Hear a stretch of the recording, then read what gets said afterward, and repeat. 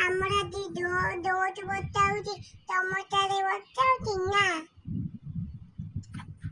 ତମେ ସବୁ କଣ କରୁଛ? ମୁଁ ଗୋଟେ ଗପ କହୁଛି ଶୁଣ। ଗୋଟେ ଖାଉଥିଲା, ଉଡି ଯାଉଥିଲା, ଗୋଟେ ସେଇଠି ମାଛି ଜୋରେ ପୁରା ଗଡା ହେଲା, ଉଡି ଯାଉଥିଲା, ଗୋଟେ ମାଛି ସେଇଠି ଥୁଆଇକି ଦେଖିଲା, ଉଡି ଯାଉଥିଲା, ବସିଲା, ଚିକନାକୁ ତା ଦେଇକି ପାଣି ଅଛି, ତା ତନ୍ତ ପାଇଲାନି,